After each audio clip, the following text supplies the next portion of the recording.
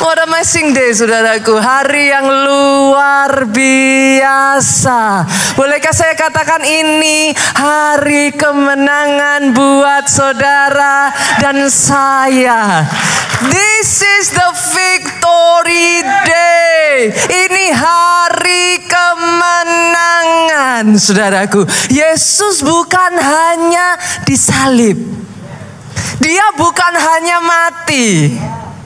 Tapi pada hari yang ketiga dia bangkit. Dia bangkit dari kematian, saudaraku. Dan kuasa kebangkitan Yesus membangkitkan setiap bagian dalam kehidupanmu. Apa yang sempat mati, saudara? Pengharapanmu? Apa yang sempat mati? Apa, saudara? Visimu? Apa yang sempat mati? Semangat. Saya berdoa, saudaraku, satu demi satu di momen kebangkitan ini Dia berikan kekuatan to raise up, kekuatan untuk bangkit kembali. Saya akan mengajak saudara untuk kita membuka terlebih dulu ya, saudara, dari Matius pasalnya yang ke-27. Matius pasalnya yang ke-27, ayatnya yang ke-62 sampai ayatnya yang ke-66. Saya bacakan buat saudara ya. Keesokan harinya, yaitu sesudah hari persiapan, datanglah imam-imam kepala dan orang Farisi bersama-sama menghadap Pilatus. 63, dan mereka berkata, "Tuan, kami ingat bahwa si penyesat itu," siapa yang dimaksud oleh mereka ini sebagai si penyesat? Yesus. Si penyesat itu sewaktu hidupnya berkata, "Sesudah 3 hari aku akan bangkit." Ketika saudara membaca ayat ini, berasa ada yang off enggak ya? Ada yang aneh enggak, saudara? Bagaimana mungkin loh, saudara, malah para imam dan orang Farisi yang ingat gitu. Mereka ingat. Waktu Yesus hidup, Yesus pernah ngomong, pada hari yang ketiga, aku akan bangkit. Dan mereka ingat. Yang jadi masalah, muridnya lupa. Kan aneh, saudara. Orang yang menyalibkan Yesus ingat perkataan Yesus, sedangkan muridnya lupa. Dan karena muridnya lupa, mereka terpuruk di dalam kesedihan. Mereka tenggelam. Mereka ada di dalam ketakutan. Sebagian dari mereka tercerai-berai melarikan diri, saudaraku. Karena mereka lupa. What do you mean, Pastor? Apa yang Pastor maksudkan? Boleh nggak di momen Paskah ini, jangan pernah lupakan, Yesusmu bukan hanya disalib. Yesusmu bukan hanya mati. Yes, itu semua benar. Tapi pada hari yang ketiga Dia bangkit. Oh, kalau mau tepuk tangannya yang paling meriah buat Yesus Tuhan kita. Dan karena Dia bangkit, come on, Yesus bangkit bukan untuk dirinya sendiri. Dia bangkit supaya kekuasa kebangkitannya itu, saudaraku, mengalir dalam kehidupanmu. Sehingga apapun yang saat ini mati dalam hidupmu, dibangkitkan kembali. Dibangkitkan kembali. Pesan pertama dari momen Paskah ini ya, saudaraku, jangan lupa Yesusmu bangkit. Karena 2000 tahun yang lalu murid-muridnya lupa, saudaraku. Tidak heran mereka akhirnya ada di dalam keterpurukan. Kita lanjutkan ayat ini, saudara. Ayat yang ke-64 sampai ayatnya yang ke-66. Karena mereka ingat, sebaliknya murid-muridnya lupa, murid-muridnya terpuruk. Orang Farisinya ingat. Mereka ngomong, Karena itu perintahkanlah untuk menjaga kubur itu sampai hari yang ketiga. Loh, amazing loh saudara. Bagaimana mungkin mereka lebih percaya dari murid Yesus? Mereka sampai ngomong, perintahkan untuk menjaga kubur itu sampai pada hari yang ketiga. Jikalau tidak, murid-muridnya mungkin datang untuk mencuri dia, lalu mengatakan kepada rakyat, ia telah bangkit dari antara orang mati.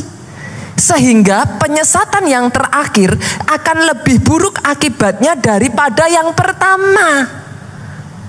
Kan lucu toh saudaraku? Coba dilihat. Kata Pilatus kepada mereka, ini penjaga bagimu, pergi jagalah kubur itu sebaik-baiknya. Pilatus itu udah, kalau mungkin bahasanya gimana ya, udahlah terserah gitu saudaraku. Silahkanlah. Karena sebenarnya Pilatus itu tahu Yesus tidak bersalah. Dia udah yang go ahead lah. Ayat 66, maka pergilah mereka dengan bantuan penjaga-penjaga itu. Mereka memeterai kubur itu dan menjaganya. Apa yang dimaksud dari ayat ini, Bu? They do all they can. Mereka melakukan semua usaha yang mereka bisa supaya Yesus jangan bangkit. Mereka mengusahakan semuanya, saudaraku. Kurang apa? Itu kubur, batunya udah gede. Udah gede batunya, dimeterai. Maksudnya dimeterai itu gimana saudara? Saya nggak tahu zaman itu dirantai atau diapakan saudaraku. Intinya disil lagi ulang, disegel entah gimana caranya saudara.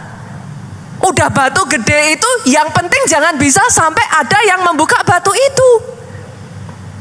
Bukan hanya itu saja, dikasih penjaga. Basically, ini tujuan mereka. Bagaimana caranya Yesus gagal bangkit. Mereka berpikir kalau bangkit pun ya sudah nggak bisa keluar gitu saudaraku. They do all they can supaya Yesus gagal bangkit. Dalam kehidupanmu ya saudaraku, bolehkah saya katakan ini? Iblis akan selalu berusaha untuk membuat saudara gagal bangkit. Sadari itu dulu. Pastor, kenapa pastor mengatakan itu? Iya, karena seringkali saya melihat orang Kristen itu aneh. Lah Tuhan loh yang kasih saudara janji, Tuhan loh lebih dari orang tuamu, lebih dari orang terdekatmu, lebih dari siapapun di sisi saudara. Tuhan loh yang paling kepingin saudara itu menggenapi rencananya sempurna. Tapi kadang saya tuh beneran loh saudaraku pengen nyeki orang Kristen kadang. Gitu saudara. Kenapa saudara? Karena lebih dari semuanya Tuhan loh yang kepengen saudara itu menggenapi rencananya. Iblis loh yang berusaha menggagalkan. Apa saudara pikir iblis akan, oh go ahead, bagus, bangkit, jadi terang, kayak gitu saudara? Loh, janji Tuhan itu pasti. Tapi kalau zamannya Yesus aja iblis berusaha menggagalkan, saudara pikir siapa kita? Yang mengerti katakan amin.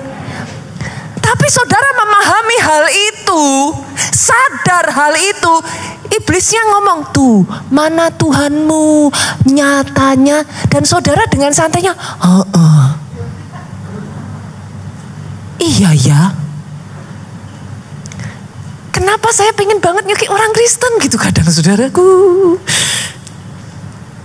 Hal yang sama 2000 tahun terjadi lagi. Justru yang percaya itu orang yang di luar sana. Murid-muridnya malah lupa loh janjinya Tuhan. Jangan pernah lupakan ini. Regardless Tuhan itu sudah berjanji atas hidupmu. Regardless Tuhan itu mau engkau menggenapi rencananya. Iblis akan berusaha semua yang dia bisa untuk menggagalkan saudara. Dia sudah lakukan itu 2000 tahun yang lalu. Apa alasannya dia gak lakukan sekarang saudaraku? Hari ini pesan firman yang pertama, jangan pernah lupa. Kalau 2000 tahun yang lalu sudah terjadi, jangan pernah lupa. Dia bukan hanya mati, dia bukan hanya disalib, dia bangkit. Dan tidak peduli seberapapun iblis berusaha untuk menggagalkan. Dengar ini ya saudara, saya bawa kabar baik buat saudara. Kuasanya lebih besar. Kuasanya lebih besar. Kita buka Markus, yuk kita lihat. Markus pasalnya yang ke-16, ayatnya yang ke-2 sampai ayatnya yang ke-7. Ayat ini ngomong begini saudaraku. Pagi-pagi benar pada hari pertama minggu itu, setelah matahari terbit, pergilah mereka ke kubur. Mereka berkata seorang kepada yang lain. Dengar ini saudaraku. Siapa yang akan menggulingkan batu itu bagi kita dari pintu kubur? Ada di antara saudara yang mungkin menanyakan ini. Siapa yang bisa menggulingkan bagi saya batu yang begitu besar dalam hidup saya ini, Pastor? Once again they forget. Mereka lupa saudaraku. Sampai akhirnya mereka bertanya, siapa yang akan menggulingkan batu itu? Berapa banyak dalam hidupmu itu yang jadi pertanyaanmu, Pastor? Siapa yang akan menggulingkan batu kegagalan ini? Siapa yang bisa? Batu itu terlalu besar. Siapa yang akan menggulingkannya? Dalam keputusasaanmu seringkali itu yang saudara tanyakan toh? Saudara lupa kan? Seringkali itu yang saudara pertanyakan, siapa yang akan menggulingkan batu itu, Pastor? Saya mengerti saudaraku, saya paham. Saya mengerti bahwa apa yang saudara hadapi, maybe for you, it's too big. Ayat 3 lanjut ke ayat 4 ngomong seperti ini. Tetapi ketika mereka melihat dari dekat, dilihat dari dekat saudara, lihat ini kata-katanya ngomong gini, tampaklah batu yang memang sangat besar itu. Memang di sana dikatakan batunya memang sangat besar saudaraku. Jadi kalau yang saudara lihat masalahmu memang sangat besar, ya sudah memang betul saudara. Tampaklah batu itu sangat besar. Mungkin tampaklah batu pergumulanmu sangat besar. Batu sakit penyakitmu sangat besar. Tapi kabar baiknya hari ini, batu yang sangat besar itu sudah terguling. Saya perkatakan atas hidupmu, batu masalah dalam hidupmu yang sangat besar itu sudah terguling. Batu itu sudah terguling saudaraku.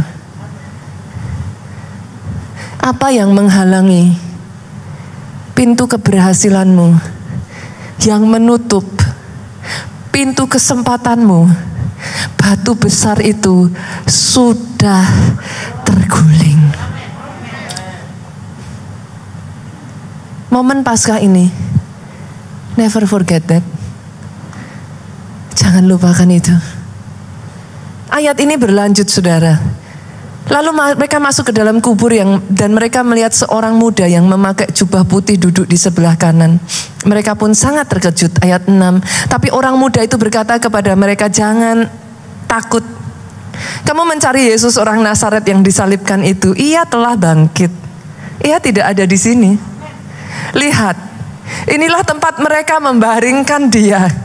Tetapi sekarang pergilah, katakan kepada murid-muridnya dan kepada Petrus, lihat, ia mendahului kamu ke Galilea. Di sana kamu akan melihat dia. Garis bawahi kata ini, seperti yang sudah dikatakannya kepada kamu. Sejak dari dulu, bahkan sampai sekarang pun, dan nanti seterusnya ya saudaraku, Dia Tuhan yang menepati janji.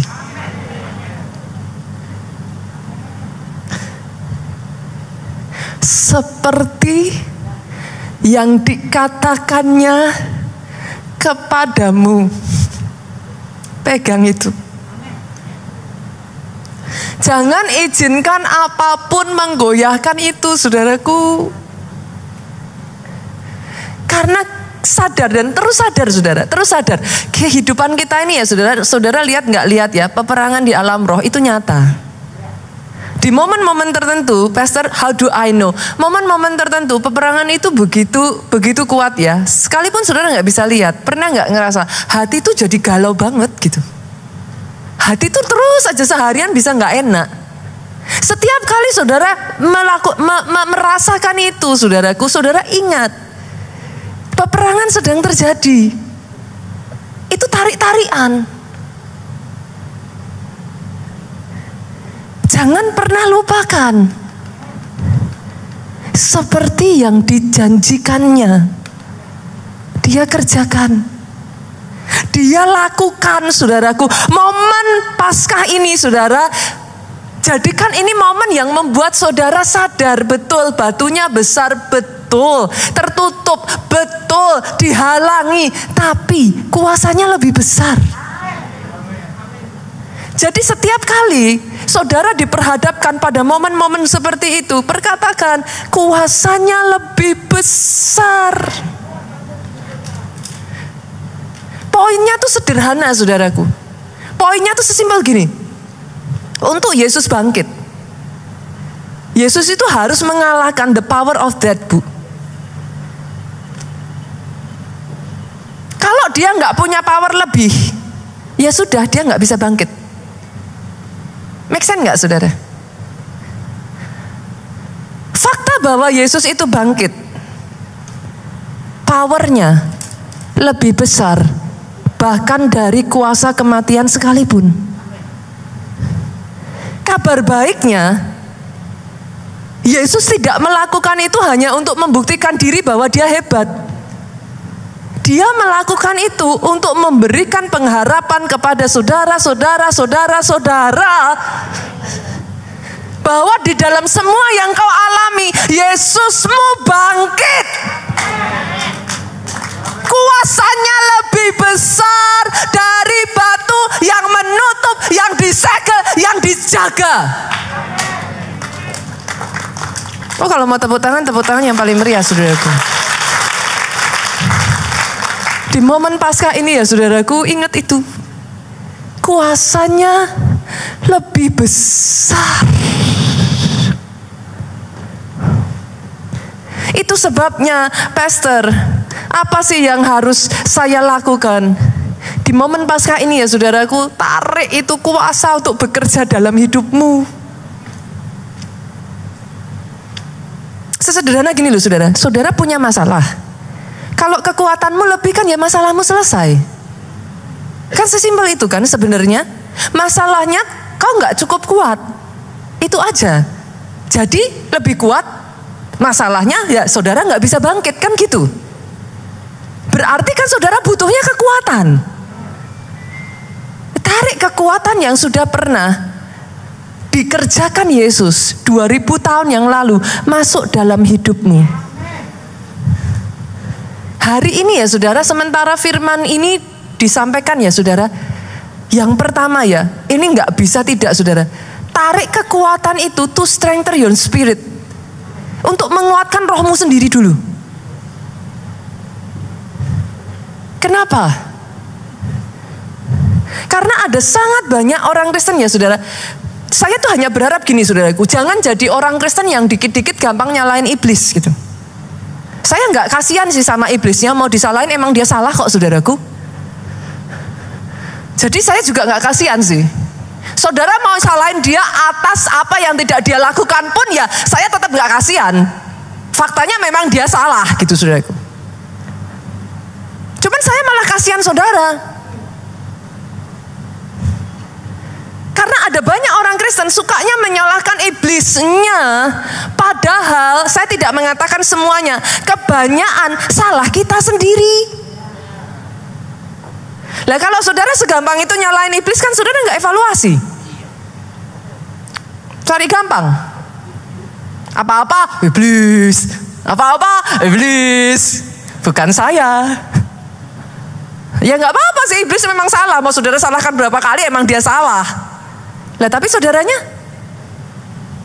Saudara nggak evaluasi.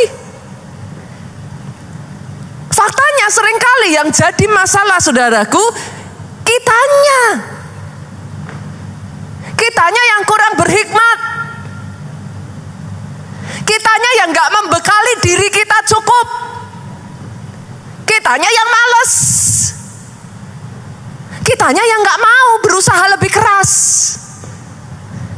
Lihat pintu tertutup sedikit, sukanya gitu tuh orang gitu. Susah sedikit, buat apa kerjain, dapatnya cuma segitu, buat apa? Saudara mengerti yang saya maksudkan? Kitanya, saudaraku, kitanya. Seringkali bahkan kitanya yang buka celah sama dosa. Kitanya yang main-main api. Nanti terbakar, loh kok terbakar? Kok Tuhan izinkan? Lah, kitanya. Hari ini apa yang harus saya lakukan, Pastor? Tarik kekuatan. Yang pertama, kuatkan rohmu dulu. Kuatkan rohmu dulu. Banyak di antara saudara di momen pandemi kemarin ya, rohmu itu serontok, saudara. Saudara sudah nggak melakukan disiplin orang Kristen. Doa nggak lagi dijaga. Alkitab itu jelas-jelas ngomong loh saudaraku. Api yang ada di atas mezbah itu, di bait Allah itu, janganlah padam. Bait Allah mungkin saudara sekarang lihatnya gereja udah nggak ada lagi kayak obor, nggak ada lagi kayak seperti itu. Tapi tahukah saudara tubuhmu adalah bait Roh Kudus. Api yang di dalammu itu jangan pernah padam. Bahkan sampai diulang 2-3 kali loh saudara. Tidak boleh padam. Jangan dibiarkan padam. Itu diulang-ulang loh saudara. Jangan pernah lupa saudaraku, Tuhanmu itu bukan Tuhan yang terlalu banyak ngomong saudara. Kalau sekali dia sudah ngomong, sekali, 2 kali diulang, 3 kali diulang, itu warning, itu penting.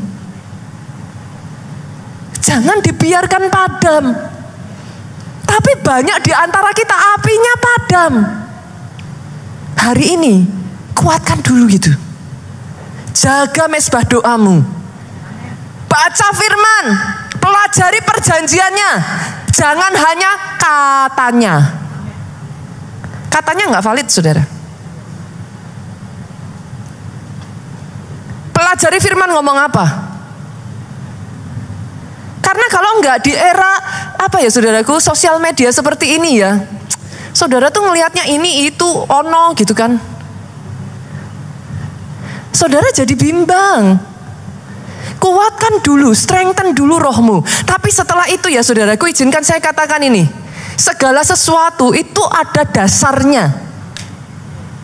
Yang mengerti katakan amin, saudaraku. Banyak orang kepengen bangunnya cepet naiknya. Lah, kalau saudara bangun fondasi untuk 3 lantai, di sini nih ada nih bapak-bapak, ibu-ibu yang mungkin bergerak di bidang konstruksi. Saudara tahu yang saya katakan. Lah, kalau fondasimu hanya untuk 3 lantai, mau saudara ngotot toh, saudara berusaha kayak apapun, saudara bangun untuk gedung 10 lantai, mana bisa? Yang saudara harus lakukan bukan keburu-buru naikin ke 10 lantai, tapi kerjakan fondasinya. Kalau fondasinya hanya untuk 3 lantai, ya sudah bisanya 3 lantai. Kalau saudara mau 10 lantai, gali itu terus fondasinya sampai di 10 lantai, maka kau bisa naik. Fondasi apa, Pastor? Kerjakan fondasi keluargamu. Jadi orang Kristen yang kita butuhkan bukan hanya doa, yang mengerti katakan amin. Doa tidak bisa digantikan dengan kerja keras. Sama halnya kerja keras tidak bisa digantikan dengan doa. Masing-masing ada porsinya. Balance, saudaraku. Kerjakan fondasi keuanganmu. Banyak orang Kristen nyalain Tuhan, tapi saya tanya pertanyaan sederhana. Tahu nggak pemasukanmu berapa, pengeluaranmu berapa? Banyak yang geleng-geleng kok. Banyak yang dalam nama Yesus. Nah gimana saudara? Saudara nggak pernah tahu berapa pemasukan saudara? Apakah saudara pengeluaran saudara besar pasak daripada tiang? Sebulan ya sekali aja saudara besar pasak masih nggak apa-apa. Nah tapi saudara lakukan itu bertahun-tahun dan saudara bertanya sama Tuhan, kenapa Tuhan izinkan ini terjadi? Ya sederhana. Itu logika dasar saudaraku. Yang mengerti katakan amin. Jadi hari ini ya saudaraku, tarik kekuatan yang daripada Tuhan. Karena saya paham saudaraku, kalau sampai kekuatanmu tidak cukup, mau bangkit pun nggak bisa. Nggak bisa, memang nggak bisa, karena nggak cukup. 2 Raja-Raja, yuk kita buka. Ayat ini ngomong gini saudara. Beginilah kata Hizkia, hari ini hari kesesaan. Kenapa disebut hari kesesaan? Hari hukuman, hari penistaan. Kenapa disebut seperti itu oleh Hizkia? Sebab sudah datang waktunya untuk melahirkan anak, tapi tidak ada kekuatan untuk melahirkannya. Maka disebut hari kesesakan. Seharusnya rencana Tuhan dalam hidupmu itu sudah terjadi, tapi tidak ada kekuatan untuk itu terjadi. Saudara tidak mengerjakan bagian saudara. Saudara tidak menggali fondasi kekuatan dalam hidup saudara. Lah pastor, gimana caranya? Gimana supaya saya dapat hikmat? Firman tuh ngomong kok, carilah hikmat. Baca firman. Hikmat ada di sana. Tapi senggol kiri kanan dibaca enggak? Dalam 1 tahun ini saja ya saudaraku, saudara yang terus mengikuti khotbah di gereja kita, berapa kali saya menyampaikan hal ini? Hitung saudara. Berapa kali saya menyampaikan hal ini? Baca firman, baca firman. Saya tanya tuh, sudah dibaca belum?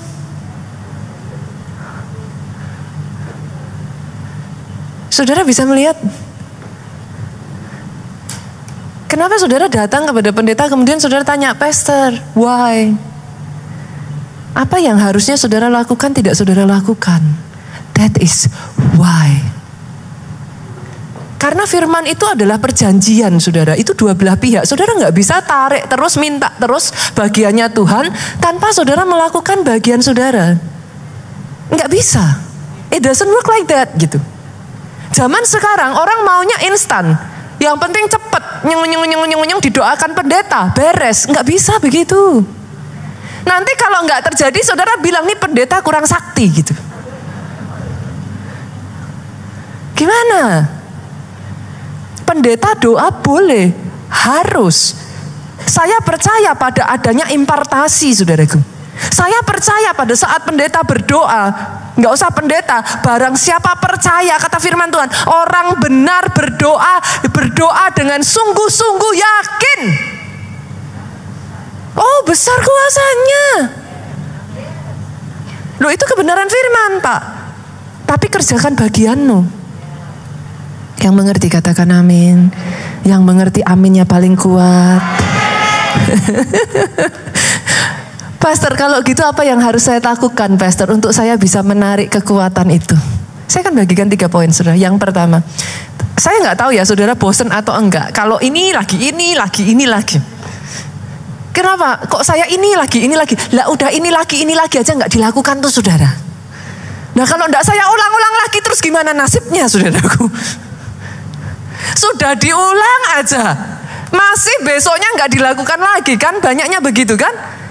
Minggu lalu tuh sampai di Jogja ya saudara, saya tuh ajak jemaat loh, saya tuh ngomong, yuk koleksi yuk jadi pelaku firman.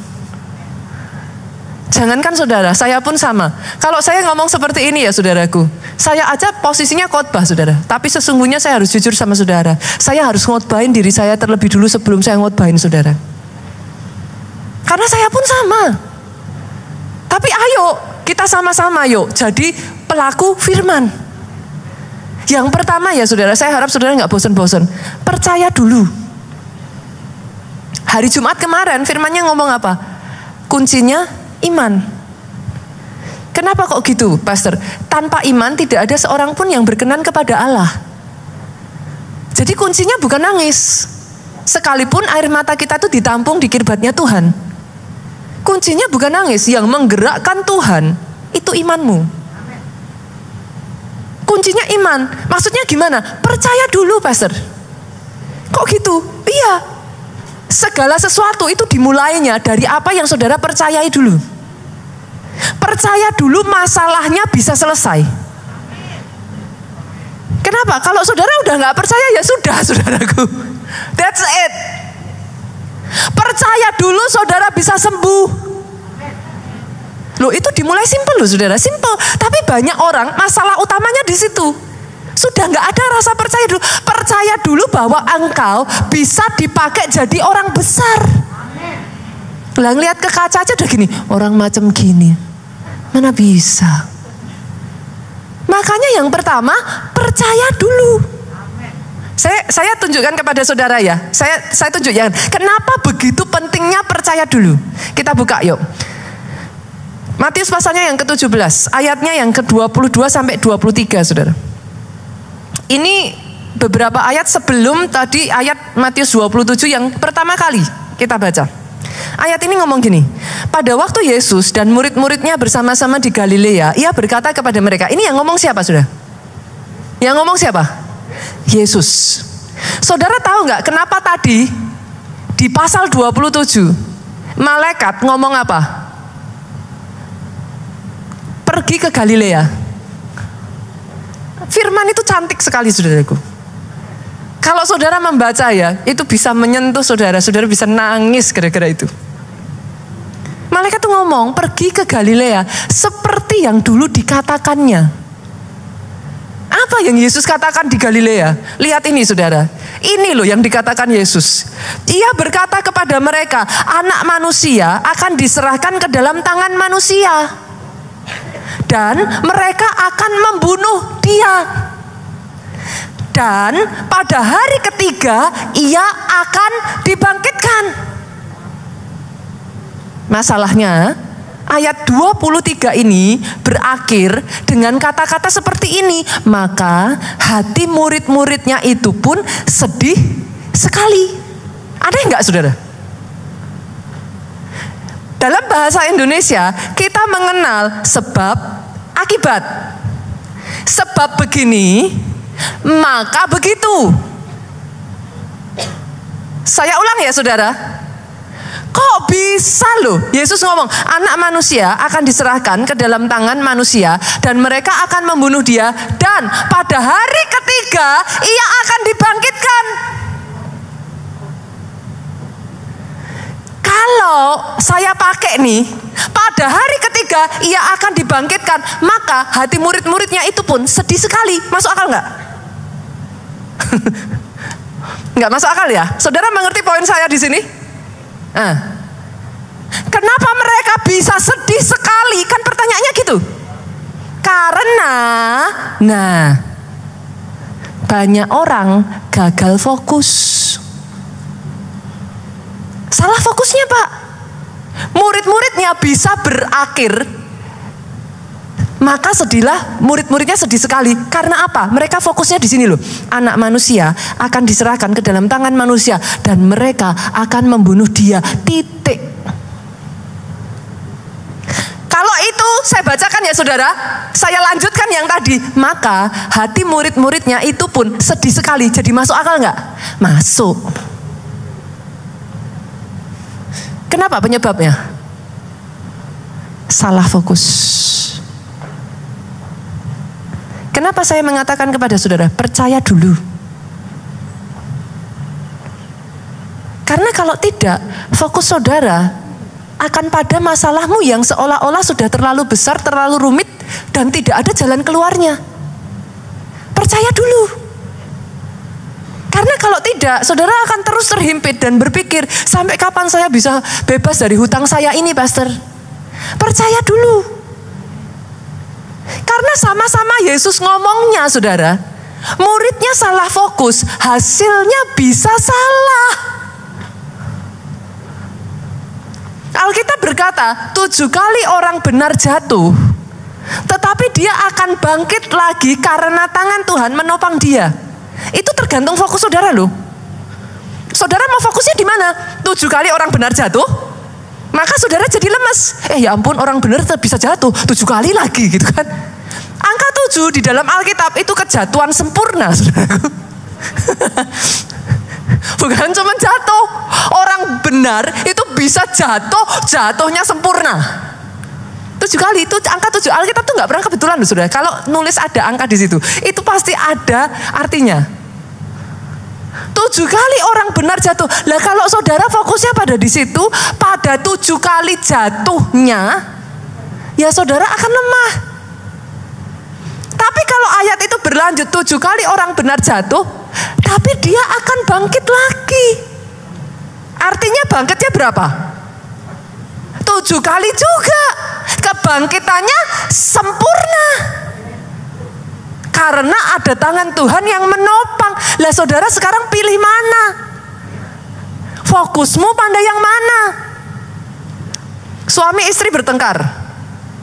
Istrinya ngomong, habisnya pastor, itu suami gak perhatian sama saya. Suami gak pengertian, gak tahu yang saya alami. Fokus saudara mau pada mananya? Pada itunya juga betul, memang mungkin dia kurang perhatian. Tapi saudara juga jangan lupa, suamimu, suami yang bekerja keras untuk saudara. Ada sisi lainnya juga, suamimu bertanggung jawab atas keluargamu. Lah mana, fokusnya mau kemana? Dalam pelayanan, pastor disalah mengerti. Saya udah melakukan seperti ini, tidak dihargai. Ya mungkin betul, ada sisi itunya juga. Tapi ada sisinya lain, sukacita di dalam melayani. Ada anugerah, ada kebersamaan juga di dalam pelayanan. Mau yang mana yang saudara fokuskan? Pemimpin saudara bisa nggak sempurna? Siapa yang sempurna? Ada di sini yang sempurna? Mungkin ada kalanya pemimpin saudara melakukan kesalahan. Tapi apakah saudara hanya fokus di situ saja? Ataukah ada bagian yang lain di mana pemimpinmu juga melakukan banyak hal yang benar? Saudara, make sense yang saya maksudkan? Fokusnya di mana? Dan Yesus ngomong, percaya dulu. Percaya dulu. Ada ayatnya. Coba kita lihat saudaraku. Ada ayatnya saudaraku. Yuk kita baca ya. Jangan sampai ya saudara kalau kita nggak hati-hati. Kisah Rasul pasal 23 ayatnya yang ke-8 bagian B. Jangan sampai kalau kita nggak hati-hati ya saudara, kita jadi orang Saduki modern. Apa itu orang Saduki modern? Istilah mana lagi nih pastor?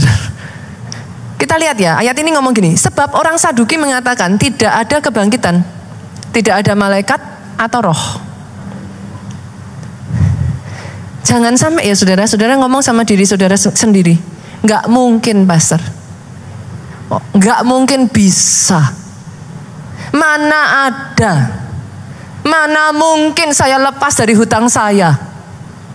Poin saya yang pertama, percaya dulu. Percaya dulu.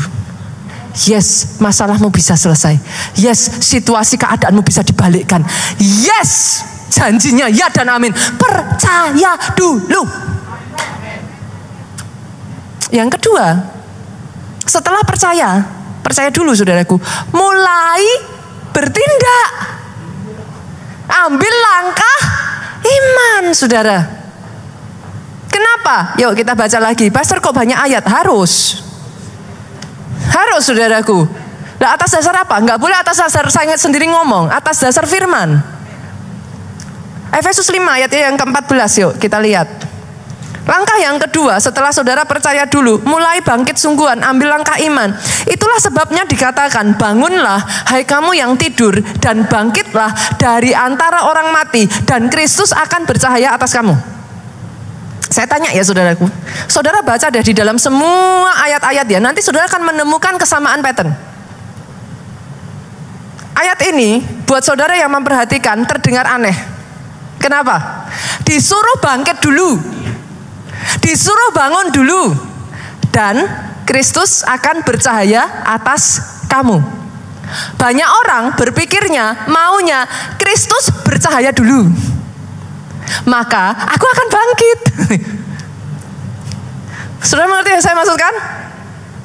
Banyak orang Kristen maunya melihat dulu, maka aku akan percaya. Gak ada ceritanya begitu saudara. Yosua membawa orang Israel menyeberang sungai Yordan, itu sungai nggak terbelah dulu. Yang mengerti katakan amin. Loh, pada saat imam itu menjejakkan kaki ke sungai, itu sungai masih diem. Nggak ada ceritanya, jeng jeng, buka dulu, jalan. Itulah iman, sudah. Iman tidak perlu bukti. Loh, kok gitu, Pastor?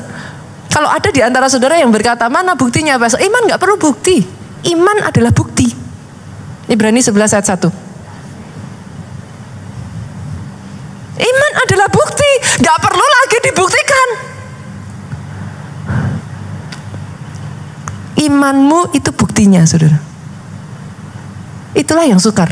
Seringkali gampang ngomongnya, Pastor, susah ngelakoninya. Orang Jawa kalau bilang, saudara, susah ngelakuinnya. Kenapa? Bangkit dulu, bangun dulu, maka terang Kristus bercahaya atas hidupmu. Doa saya ya saudaraku, firman Tuhan hari-hari ini dalam loh saudara. Saya berdoa ya saudara bisa tangkap. Karena kalau saudara tangkap, saudara aplikasikan, nanti kekristenan dasar, kekristenan saudara itu akan semakin dalam, semakin dalam, semakin dalam saudara.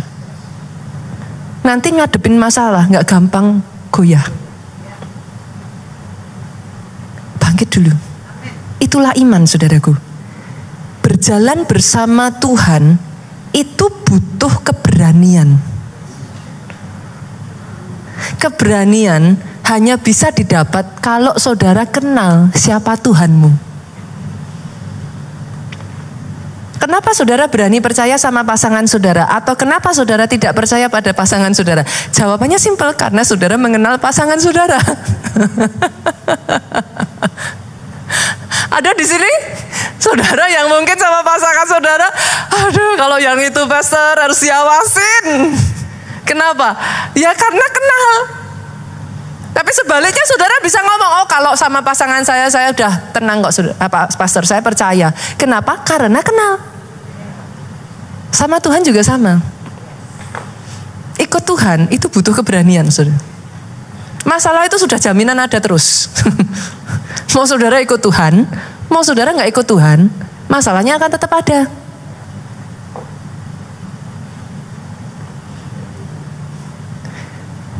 Saudara bersama dengan Tuhan ya saudaraku, saudara berjalan. Sebagian dari saudara mungkin ngomong sama saya, Pastor kan belum jaminan menang. Ya belum jaminan menang saudaraku. Karena ada hal-hal yang kita seringkali tidak lakukan, belum jaminan menang. Tapi kalau nggak bersama Tuhan, saya jamin kalah. I'm playing word here. Tapi saya berharap ya, di sini saudara mengerti. Jadi orang Kristen tanpa iman, tidak mungkin seseorang berkenan kepada Allah. Pastor gampang ngomong. Saya ngalami saudara. Kenapa saya bisa ngomong? Saya ngalami. Bertahun-tahun yang lalu, saudara sudah pernah dengar kisahnya Jogja itu pernah kebakaran saudara gedung kita. Di momen seperti itu saudara, akan sangat banyak di antara kita yang akan sibuknya gini. Kenapa Tuhan izinkan gitu lagi saudara? Capek dong.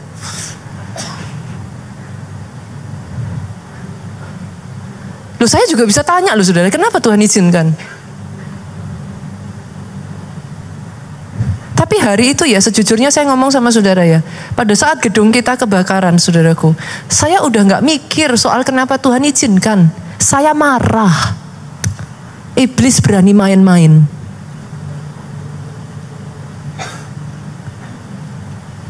Saya udah gak punya waktu terpuruk saudaraku. Di momen-momen ketika saudara menghadapi masalah dalam kehidupan saudara, tidak ada waktu guna. Jangan buang energi saudara untuk nyalahin Tuhan, mempertanyakan Tuhan. Jangan buang energi saudara untuk menyalahkan diri sendiri. Jangan buang energi saudara untuk terpuruk, sedih, nangis-nangis, mengasihani diri sendiri. Saya mungkin terdengar kejam saudaraku. Tapi saya belajar di situ, saya jadi tough. Saya jadi tangguh. Jadi kuat. Di momen kebakaran itu ya saudaraku, saya bersyukur Pastor Jonathan, semua leader-leader yang ada, kita bukan meratapi itu semua. Kita berjuang bagaimana caranya besok minggu sudah bisa ibadah. Motor bakarnya nanti diurus. Tapi teguhkan dan kuatkan hati. Karena di momen masalah kau butuh kekuatan. Kemarin kita bicara itu ya. Justru mendekati the darkest hour of your life, you need strength. Gunakan semua energi saudara, lawan. Bangkit. Bangun dulu. Jangan terpuruk. Dan firman Tuhan berkata, maka terang Kristus terbit atasmu. Jadi atas hidup saudara saya berdoa terjadi. Yang terakhir saudaraku, ini perhatikan ya saudara. Perhatikan, Yesus itu kasih contoh pada saat Yesus membangkitkan anak Yairus saudara. Pemain musik boleh maju ke depan. Di dalam momen-momen di mana saudara itu mau bangkit, ini perhatikan ini sungguh-sungguh ya saudara.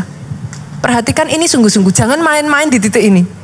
Yesus tahu betapa pentingnya hal ini. Apa? Poin yang ketiga ya, sementara engkau melangkah untuk bangkit, dengar ini saudara. Jangan kau izinkan segala sesuatu yang negatif di sekitarmu untuk menggagalkan kebangkitanmu. Yesus tahu itu saudara. Yesus tahu hukumnya. Mau kita baca saudaraku, kita baca yuk, cepat yuk. Markus 5 ayatnya yang ke-35 sampai 42. Ketika Yesus masih berbicara, datanglah orang dari keluarga kepala rumah ibadat itu. Jadi datanglah orang dari keluarganya Yairus. Dan berkata, keluarga sendiri loh ini saudaraku. Ngomong sama Yesus, ngomong sama si Yairus. Anakmu Yairus sudah mati. Apa perlunya lagi engkau menyusah-nyusahkan guru? Akan selalu ada orang-orang yang ngomong seperti itu di sekelilingmu. Jangan izinkan saudara. Saudara lihat apa yang Yesus lakukan. Tetapi Yesus tidak menghiraukan perkataan mereka dan berkata kepada Yairus, kepala rumah ibadat itu, jangan takut, percaya saja. Dalam hidup ini ya saudaraku, apakah saudara pikir hidup itu segampang, maksudnya saudara, oke, yes, semua orang akan cheer out with you, maksudnya akan menyemangati saudara untuk saudara sukses? Jangan harap. Lebih banyak yang akan mengharapkan saudara gagal daripada yang mengharapkan saudara sukses. Semakin saudara dibawa tinggi, lebih banyak lagi saudaraku yang menantikan kejatuhan saudara. Terbukti kok, waktu saudara melakukan hal yang baik, siapa yang tepuk tangan? Siapa yang cheer up? Mungkin gak ada. Ketika saudara jatuh, nah, kan? Sadari itu saudaraku. Yesus tidak mengizinkan itu. Yesus ngomong sama Yairus, dia nggak menghiraukan itu. Dia katakan jangan takut, percaya saja. Jalan. Lanjut lagi saudaraku, apa sudah berhenti sampai di situ? Enggak, ayat 37 ngomong, lalu Yesus tidak memperbolehkan seorang pun ikut serta kecuali Petrus, Yakobus, Yohanes, saudara Yakobus. Artinya apa saudara? Hati-hati dengan pergaulanmu. Saya tidak mengatakan saudara nggak boleh berteman dengan siapa saja. Saudaraku, saya berteman bahkan dengan orang yang non-Kristen. Dengan semua orang saya baik. Tapi hati-hati dengan pergaulanmu. Dengan siapa engkau bergaul, itu penting. Itu akan menentukan saudara.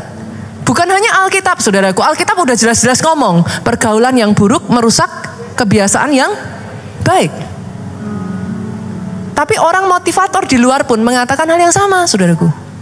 Pergaulanmu menentukan. Ayat ini berlanjut ngomong apa, saudara? Mereka tiba di rumah kepala rumah ibadat. Yairus, saya ganti Yairus ya, saudara, biar gampang gitu. Dan di sana Yesus ngelihat lagi orang-orang ribut, menangis, meratap dengan suara nyaring. Akan ada orang-orang yang selalu akan membuat saudara tuh drop aja gitu. menangisi, meributkan saudaraku. Dan lihat, sesudah ia masuk, ia berkata kepada orang-orang itu, mengapa kamu ribut dan menangis? Anak ini tidak mati, tetapi tidur. Yesus masih berusaha loh membangkitkan orang-orang ini. Anak ini nggak mati, tetapi tidur. Lihat apa yang mereka lakukan. Ayat 40 yuk, sama-sama, 2-3 baca. Tetapi mereka menertawakan dia. Boleh nggak senggol kiri kanan? Kalau saudara ditertawakan, udah biasa. Jangankan saudara, Yesus aja ditertawakan kok. Jangan baper saudaraku. Saya keras ya ngomongnya. Maafkan saya saudara. Lah gimana? Yesus aja ditertawakan loh. Kalau kita ditertawakan ya sudah. Coba lihat saudara, Yesus baik-baikin. Loh, Tuhan kita tuh ya, He can be very compassionate. Yesus itu bisa sangat lembut sekali. Tapi at the same time, coba baca ini saudara. Diusirnya semua orang itu. Aduh, saya tuh kalau membaca pribadi Yesus ya, kadang tuh di sini butuh hikmat saudara. Saudara harus tahu kapan saudara baik, kapan saudara, kalau itu memang sudah sesuatu yang bakal akan mempengaruhi iman saudara. Yesus sendiri tuh ngomong, diusirnya semua orang itu. Tapi kata-kata saya jangan dipotong sampai di sini, terus saudara posting sembarangan ya. Pastor Nita bilang, diusirnya orang-orang itu. Aduh saudaraku, semua itu pakai hikmat saudara. Setiap case berbeda-beda. Lalu dibawanya ayah dan ibu anak itu, mereka yang bersama dengan dia, masuk ke kamar anak itu. Ayat 41, dipegangnya tangan anak itu, katanya, talitakum. Boleh nggak hari ini saya mengatakan kepada saudara, talitakum? Apa artinya pastor? Aku berkata kepadamu, anak, bangunlah. Saya berbicara kepada anak-anak saya, bangun, bangun, bangkit, bangkit, bangun. Karena ada orang-orang di sini yang sudah terpuruk lama, saudara. You don't know how to raise up again. Ayat 42 mengakhiri dengan ini, seketika itu juga anak itu bangkit berdiri dan berjalan, sebab umurnya sudah 12 tahun. Semua orang yang hadir sangat takjub. Semua orang yang hadir, artinya di dalam situ ada orang yang tadinya menertawakan. Di dalam situ ada orang yang tadinya menghalang-halangi. In the end ya saudaraku, manusia itu melihat hasil akhirnya. Bahkan yang menertawakan saudara bisa takjub dengan apa yang Tuhan kerjakan atas hidupmu. Dimulai dari sederhana, percaya dulu. Berkaryalah Roh Kudus. Katakan saudaraku, bekerjalah sekarang. Kerjakan satu demi satu hati kami ini Tuhan. Kuasa-Mu dulu, sekarang, sampai selamanya tidak pernah gagal. Bangkit berdiri jemaat Tuhan, katakan.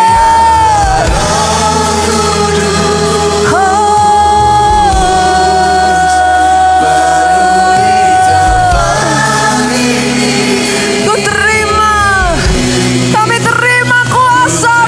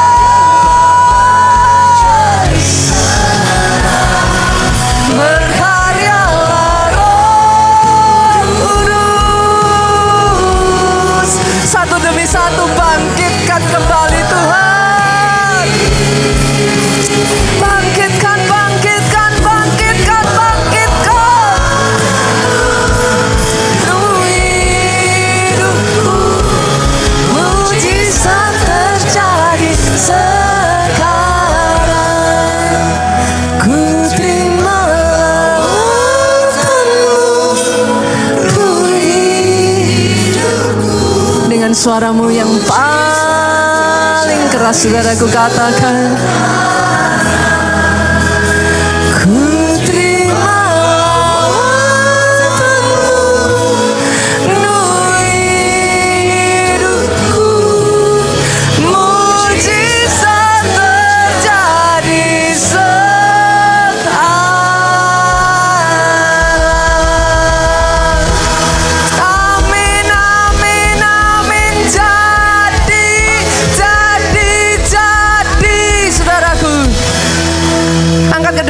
Jemaat Tuhan, diberkati Engkau oleh Tuhan.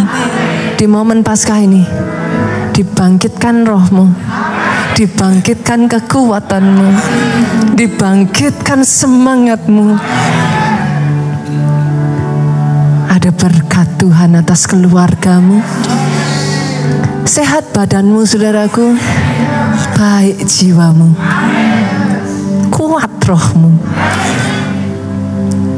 bahkan panjang umurmu untuk menceritakan kebaikan Tuhan kemanapun engkau pergi. Bahkan sepanjang hari ini, jangan hanya pulang, saudara, ceritakan, ajak mereka, katakan kepada mereka, ini Paskah loh, ayo ibadah, ayo ikut Paskah. Engkau pulang, saudara, bawa sukacita, bawa damai sejahtera, bawa rema firman itu, persekutuan di dalam Rohnya yang kudus, yaitu Roh Kudus sekarang sampai selama-lamanya. Engkau yang diberkati, kau yang diurapi, katakan dengan suara yang paling keras.